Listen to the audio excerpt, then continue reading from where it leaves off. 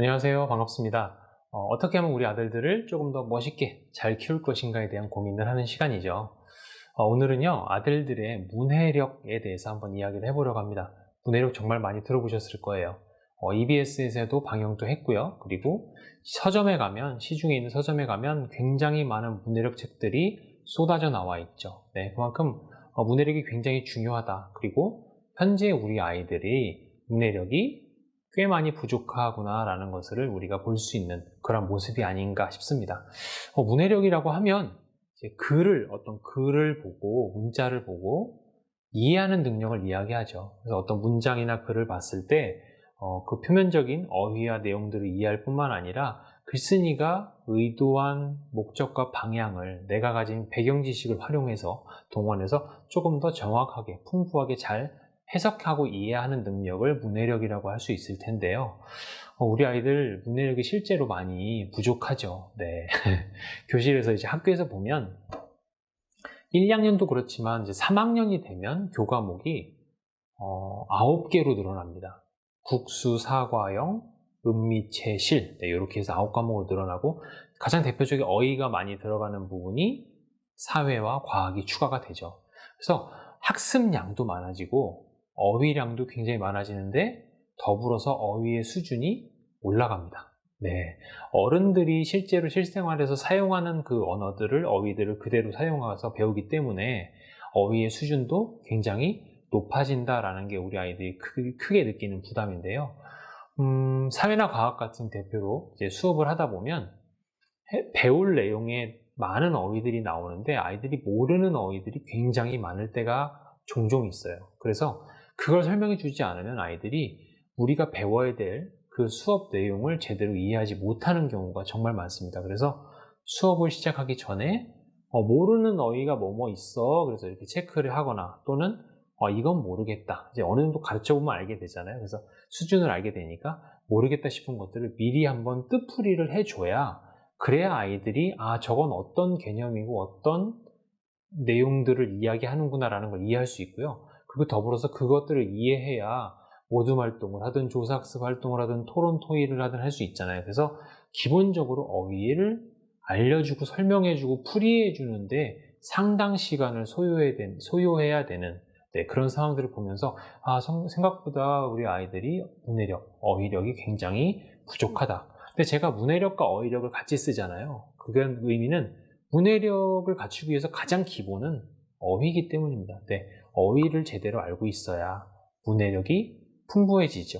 네, 그러니까 사실 어휘 같은 경우는 뭐 요리를 할 때 식재료라고 생각하시면 될 것 같아요. 네, 식재료가 없으면 요리를 아예 할 수 없죠. 그런데 그냥 식재료만 있다고 해서 요리가 다 되는 건 아니고 그걸 잘 다른 것들 양념과 뭐 실력을 통해서 잘 레시피를 통해서 잘 버무리고 끓이고 해서 조작을 해서 만들어내야 제대로 된 요리, 맛있는 요리가 되는 것처럼 어휘가 바로 그런 역할을 해주는 것이 아닌가. 그래서 기본적으로 어휘가 잘 갖추어져야 합니다. 그래서 이 어휘력이 얼만큼 우리 아이들에게 부족한가라는 것들 모습을 좀 말씀드리면 문제집을 풀 때도 이제 보시면 왜 이렇게 자주 틀리지? 내용을 아는 것 같은데 라고 생각하시는데 정말 대충 풀어서 실수를 많이 한다고 이야기하는 아들 부모님들이 많으세요. 네. 근데 그런 경우도 실제로 있고요. 다 알고 있어요. 내용을 제대로 다 알고 있는데 정말 의욕 없거나 손은 마음이 급해서 대충 풀다 보니 실수를 자꾸 하는 아이가 있고요. 두 번째는 기본적인 개념들은 알고 있는데 문제에서 이야기하고 있는 그 지시 방향, 문제를 어떻게 풀어라 또는 주어진 조건들을 제대로 기억하고 해석을 해서 풀어내지 못하기 때문에 자꾸 실수를 하는 아이들도 있거든요. 그래서 우리 아이가 어느 경우에 해당되는지를 좀 파악을 해 보실 필요가 있다라고 말씀을 드리고요. 학교에서도 이제 단원평가나 수행평가 이런 것들을 하잖아요. 그러면 할 때 손 들고 물어봐요. 선생님, 저 이거 3번에 법례 무슨 뜻인지 모르겠어요. 이렇게 물어봐요. 그래서 처음에는 굉장히 당황했죠. 쟤는 지금 평가 시간이라는 걸 모르나?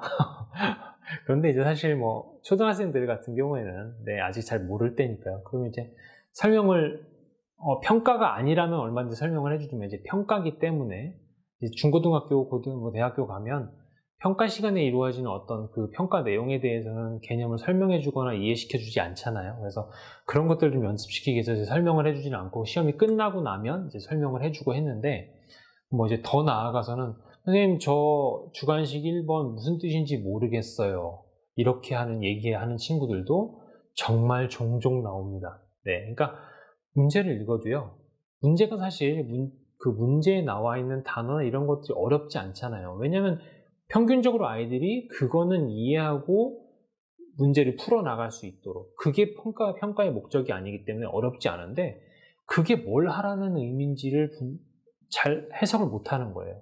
그래서 그런 친구들 같은 경우도 이제 끝나고 이제 설명을 해주고 그런 시간들이 이제 많이 벌어지기도 하는데, 그만큼 아이들이 책을 통해서 또는 대화를 통해서 충분한 어휘력과 문해력을 갖추고 있지 못하다라는 것들이 이제 현실이고요. 이제 그런 현실들을 알기 때문에 우리 아이들 하루 빨리 네, 그 어휘력과 문해력을 보충해 줄 필요가 있죠. 그리고 이제 아들들 같은 경우는 사실 딸들보다 발달이 좀 늦잖아요. 네, 몇 개월에서부터 심하게 늦는 경우는 한 2년 정도까지도 늦고요. 이 뇌발달이 느리게 진행이 되다가 여자친구들과 거의 비슷하게 되는 시기를 중학교 2학년 정도로 보는 그런 연구 결과들이 나와 있는데요. 그러니까 초등 시기에서는 아무래도 더군다나 이제 공감 능력과 언어 능력에 관해서는 여학생들보다 확실하게 처져서 발달이 됩니다. 그래서 이 부분에 대해서 여학생들과 똑같이 맞추겠다 또는 더 잘하고 싶다 해서 너무 욕심을 내면 가랭이가 찢어지죠. 네. 그래서 너무 욕심내지 마시고요. 느릴 수밖에 없다. 그러니까 많은 대화와 독서를 통해서 꾸준히 쌓아서 어느 정도 초등 시기가 지나면서부터는 이제 비슷하게 맞춰서 잘 나갈 수 있도록 너무 조급하지 않게 천천히 잘 다지고 준비하는 시간으로 보내자라고 마음을 먹으셨으면 좋겠어요. 그런데 사실 해야 될 게 너무 많잖아요. 네, 뭐 문해력도 갖춰라, 뭐 예체능도 해야 되고, 그런데 가장 문제, 영어와 수학이 있죠. 예, 이 두 가지 정말 중요한 건 틀림없는데요. 해야 되는데 이것보다 먼저 해야 될 게 바로, 그렇죠, 국어의 어휘와 문해력을 갖추는 것이 굉장히 중요합니다. 이게 먼저 되어야 국어는 사실 학습 도구어라고도 이야기하잖아요.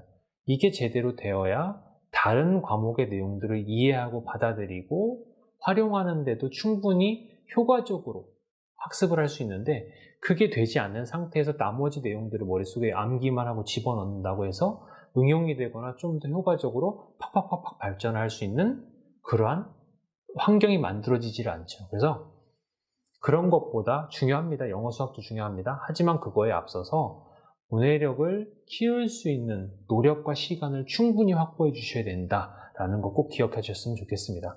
그러면 이제 문해력을 어떻게 하면 우리 아이들의 문해력을 어떻게 향상시킬 것인가, 정말 좋은 방법들이 많이 있지만 오늘은 한 가지 말씀을 드리려고 합니다.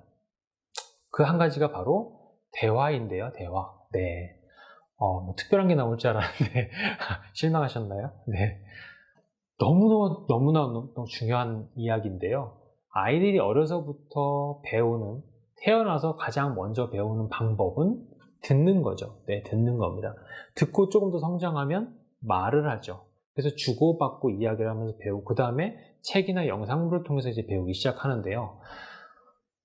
이 대화라는 건 이야기를 하고 상대방의 이야기를 듣는 과정, 이 과정이 계속 반복되는 거잖아요. 그래서 가장 좋은 대화 상대는 가족들입니다. 가족들. 그 중에서도 어른들이 수준이 높잖아요. 네, 그래서 부모님과 이야기를 자주 하면 부모님의 말 속에서 많은 어휘들을 접할 수 있고요. 그리고 그 말이라는 건 사람의 사고방식과 수준을 보여주는 거잖아요. 그렇죠? 감정을 보여주기도 하고. 그래서 어른들의 사고방식과 그 문장 구성 능력, 이런 것들을 그대로 복사하듯이 배웁니다. 왜 시골에서 할아버지 할머니랑 자라는 애들 보면 정말 구성지게 재밌게 사투리도 쓰고 하잖아요. 정말 똑같이 따라 하는데요.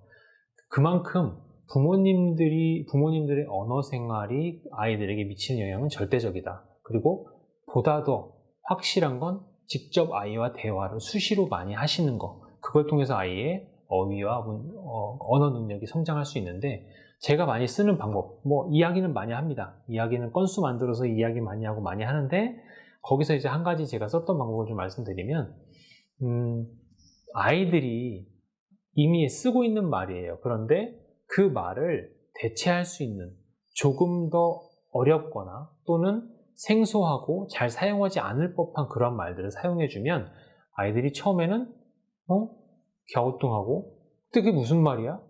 또는 이 눈치가 생기면 그동안 이 문맥상에서, 문장상에서 상황상을 고려해서 무슨 뜻이겠구나 라고 추측을 하고 배워나가거나 이런 것들이 생기는데, 이제 뭐 예를 들면 이제 방학이니까 하루 종일 붙어 있으시잖아요. 그쵸? 우리 어머님들 정말 힘든 시간을 보내고 계실 텐데, 예를 들면 뭐 찬이야 오늘 점심 뭐 먹을까? 라고 이야기를 하실 거예요 아마. 그러면 같이 정하기도 하고 할 텐데, 점심이라는 말을 다른 말로 바꾸는 거죠. 저는 뭐 오찬 뭐 이런 말로 또 바꿔요. 그러니까 오찬 그러면 사실 정확하게 똑같은 의미는 아니에요. 점심인데 손님을 대접하기 위해서 좀 거하게 제대로 차린 그런 것들이 이제 오찬이라고 하죠. 근데 뭐 아이를 손님 대접하듯이 해라, 네, 그런 말도 있잖아요. 그래서 점심 뭐 먹을까? 이런 말을 우리 오찬 뭐 할까? 뭐 이런 식으로 이제 물어보면 오찬? 그럼 이제 궁금증이 생기죠. 그럼 이제 물어봐요. 오찬이 뭐야? 그럼 이제 설명을 해주는 거죠. 오찬은 이런 의미야 라고 설명을 해주면, 부모님이 억지로 가르쳐 주려고 할 때마다 본인이 그냥 익숙한 문장이고 익숙한 상황인데 한번 들어온 그 단어가 굉장히 궁금한 상황에서 설명해 주는 건 재미있게 쏙쏙 잘 흡수합니다. 네, 그래서 그런 상황들을 많이 만들고, 예를 들면 뭐 간식 같은 거 있잖아요. 오늘 오후 간식 뭐 먹고 싶어? 그러면 새참 뭘로 먹을까? 뭐 이런 말들. 네, 그런 식으로 아이들이 크게 어려워하진 않지만, 또는 부모님들이 일상생활을 쉽게 아이들 대상으로 많이 사용하지 않는데 쓸 수 있는 말, 실제로 쓰이고도 있고 그런 대체할 수 있는 말들을 한두 번씩 이렇게 넣어서 해주면 아이가 재미있어 하고요. 그게 반복이 되면 저희 큰아이 같은 경우는 어디서 들은 좀 새로운 말, 조금 더 어려울 것 같다라는 말이 있으면 이제 저한테 쓰고 와가지고 이제 한번 물어봅니다. 아빠, 이 말 무슨 말인지 알아? 그럼 이제 제가 맞추면 굉장히 상심하고요. 네. 근데 저한테 이제 물어보기 위해서 그 말을 꼭 기억하고 오는 거죠. 그리고 제가 모르면 정말 좋아합니다. 네. 아빠보다 낫다 이거죠, 자기가. 네. 이제 그런 상황들을 계속 쌓고 만들어주면 어휘에 대한 관심을 가지고 본인이 더 재밌는 말, 더 어려운 말, 더 사용되지 않지만 우리 뭐 그런 고유의 말, 뭐 이런 말들도 막 찾아가면서 어휘량이 스스로 알아서 공부하는 어휘, 공부가 되는 거죠. 그래서 쭉쭉쭉쭉 늘어나는 것을 볼 수 있고요. 재미있게 어휘에 대한 관심을 가지고 공부를 할 수 있는 방법 중에 하나다라고 해서 소개를 드리고 싶고요. 자, 첫 번째는 대화를 많이 하고, 색다른 말들을 대체할 수 있는 말로 해서 많이 하시라라고 말씀드렸어요. 네, 두 번째는요, 대화를 어떤 영상을 시청하거나 책을 보거나 또는 어떤 상황이 벌어졌을 때 모르는 말들이 나오잖아요. 그럼 이제 1단계 제가 말씀드렸던 첫 번째 방법으로 이야기를 조금 만들고 그 상황들을 만들고 많이 경험을 했다면 아이가 궁금한 게 있으면 이제 물어볼 거예요. 예를 들면 드라마를 보고 있다가 저기 나오는 저 댐댐이는 뭐야? 이런 식으로 물어보면 그거 해서 설명을 해주시면 되는데, 사실 부모님들도 어휘에 대한 정확한 그 개념이 있는 것들이 많긴 하지만 아이가 몰라서 물어보는 어려운 말 같은 경우에는 뜻은 대충 알아요. 그런데 정확한 의미를 설명해 주시고 싶을 때 있잖아요. 그래서 그럴 때는 저는요, 아빠도 저거 대략 무슨 의미인지는 아는데 어떤 사람의 뭐 성품 이런 걸 이야기하는데 한번 찾아볼까? 해가지고 같이 핸드폰 있잖아요. 네, 스마트폰으로 바로 거기서 찾아봐요. 다음 국어사전이나 네이버 국어사전 찾아보면요, 뜻이 정확하게 여러 가지가 나와 있죠. 그러면 그걸 이제 같이 보면서 찾아보고, 더 좋은 건요, 거기 옆에 보면, 거기 넘기다 보면 예문이 나와요. 그러면 예문을 한번 읽어보면 이 말이 어떤 뜻으로 어떤 문장에서 어떤 상황에서 어떻게 활용이 되고 사용이 되는구나 라는 걸 알면 보다 더 풍부하게 언어 공부를 할 수 있고요.